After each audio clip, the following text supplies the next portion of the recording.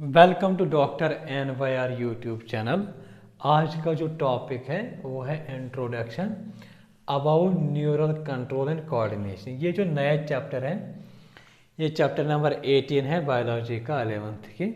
तो इसको हम देखेंगे, इसका इंट्रोडक्शन देखेंगे आज इस वीडियो में। सबसे पहले हम देखेंगे कोऑर्डिनेशन क्या होता है। कोऑर्डिनेशन ऐसा प्रोसेस होता है जिसमें दो से ज़्यादा जो होते हैं ऑर्गन या ऑर्गन सिस्टम या सर्कुलर कोई सिस्टम इन्वॉल्व होता है, वो एक स्पेसिफिक फंक्शन इन्वॉल्व परफॉर्म करता है। फॉर एग्जांपल हमारा नर्वस सिस्टम होता है, ठीक है ना। हमारे नर्वस सिस्टम से लगभग मोस्ट हार्मोन्स निकलते हैं, ठीक है ना। तो ये क्या होते हैं, जब ये निकलते हैं तो जहाँ पे ये जाते हैं ये हार्मोन्स जिस सेल या आर्गन पे जाते हैं तो हम उनको क्या बोलेंगे, ये इफेक्टर या टारगेट होता है, ठीक है ना।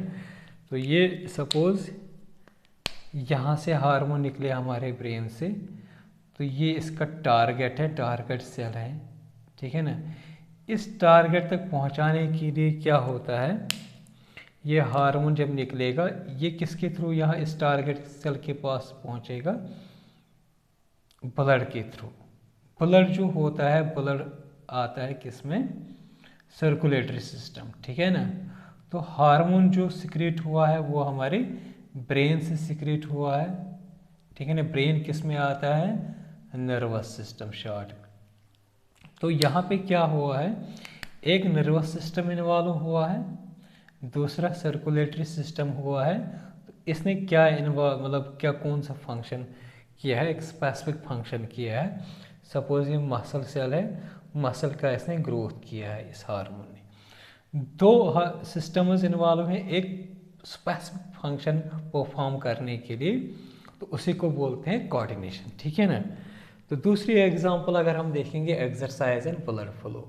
एक्सरसाइज जब हम करते हैं तो उससे क्या होता है, रेस्पिरेशन जो होती है, रेट ऑफ रेस्पिरेशन जो होती है वो इंक्रीज़ हो जाती है। जब वो इंक्रीज़ हो जाएगी हमारा ब्लड जो होता है ना ज़्यादा फ्लो हो जाएगा, ज़्यादा सर्कुलेट हो जाएगा।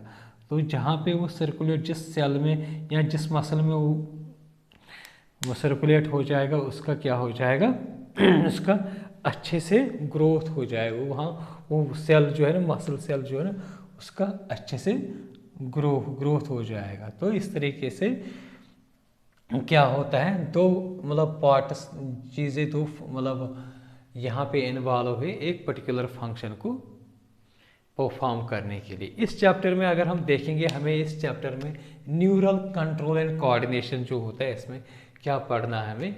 न्यूरल जो होता है इसको नर्वस भी बोलते हैं, नर्वस सिस्टम या न्यूरल सिस्टम जो होता है इसको नर्वस सिस्टम भी बोलते हैं। तो इसमें हमें पढ़ना है नर्वस सिस्टम डिफरेंट एनिमल्स में, थोड़ा सा ही इंट्रोडक्शन देना है इसमें।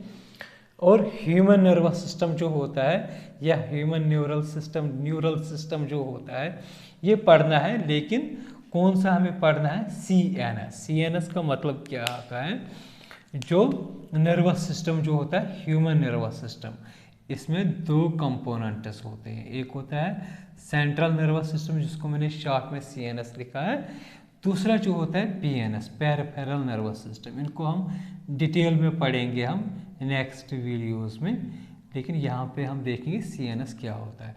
तो ये CNS एक कंपोनेंट ही रहता है इस नर्वस सिस्टम का, ठीक है ना। तो ये हमें मेन डिटेल में पढ़ना है, ये हमें लेस डिटेल में पढ़ना है, ठीक है ना।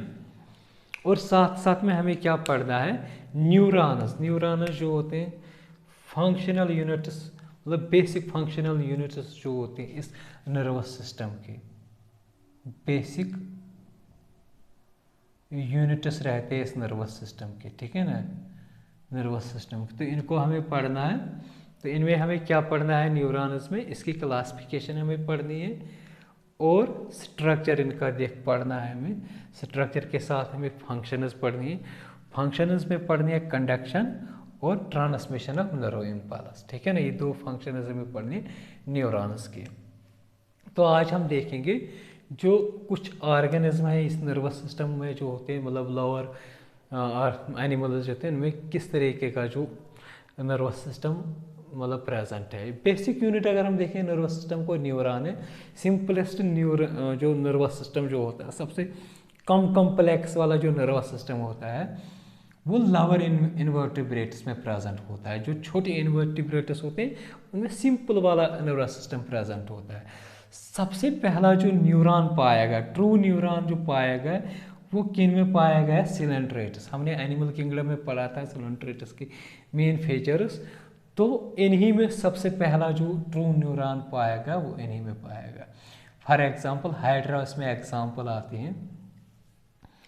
जब हम लोअर ऑर्गेनिज्म से ऊपर की तरफ हम जाते हैं हायर ऑर्गेनिज्म में, ये जो नर्वस सिस्टम जो होता है ये डेवलप होता है, दिख रहा है, मतलब इसके एडवांस होता है, इसके फीचर मतलब अच्छे से कॉम्प्लेक्स बन जाता है, ठीक है ना। अगर हम देखेंगे सबसे ज़्यादा मोस्ट डेवलप्ड नर्वस सिस्टम किन में प्रेजेंट होता है? ह्यूमन्स में, ठीक है ना। सबसे मतलब इसीलिए ह्यूमन्स बड़े बड़ी चीज़ें परफॉर्म कर देते हैं, क्योंकि इनमें सबसे ज़्यादा एनिमल्स में सबसे ज़्यादा नर्वस सिस्टम इनमें डेवलप्ड होता है, ठीक है ना। ह्यूमन ब्रेन होता है, इनमें न्यूरॉन्स बेसिक यूनिट्स होते हैं, नर्वस सिस्टम के सेल्स होते हैं जो हमें आगे पढ़ने हैं। तो कितने ह्यूमन ब्रेन में होते हैं? ये 100 बिलियन न्यूरॉन्स एक ब्रेन में प्रेजेंट होते हैं, न्यूरॉन्स, ठीक है ना। नेक्स्ट वीडियोस में हम एक 1 बाय 1 ये टॉपिक्स हम क्लियर करेंगे। अगर आप लोगों का हमारा ये वीडियो अच्छा लगा होगा, प्लीज़ इस चैनल को सब्सक्राइब कर दीजिएगा, वीडियो को लाइक एंड शेयर कर दीजिएगा। Thank you very much.